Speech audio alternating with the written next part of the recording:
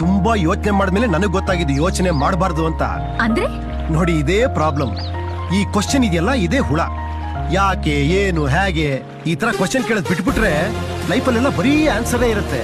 ಈ ಆನ್ಸರೇ ಪ್ರೆಸೆಂಟ್, ಇದೇ ಸತ್ಯ. ಈಗ ಈ ಕ್ಷಣ ನಾವಿಬ್ರು ಇಲ್ಲಿ ಕೂತಿದೀವಿ, ಇದೇ ಬದುಕು.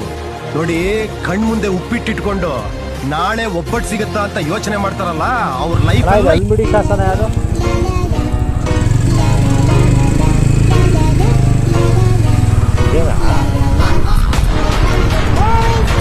ಒಳಗೆ ಹೋಗೋದಾ? ಹೆಜ್ಜೆಯೇ ರೂಪಿಸು ಇಲ್ಲಿಂದ ಬೇರೆ ಕಥೆ, ಕಾಣದ ನಾಳೆಯು ಉಂಟೀಗ ನನ್ನ ಜೊತೆ. ಹೆಜ್ಜೆಯೇ ರೂಪಿಸು ಇಲ್ಲಿಂದ ಬೇರೆ ಕಥೆ, ಕಾಣದ ನಾಳೆಯು ಉಂಟೀಗ ನನ್ನ ಜೊತೆ.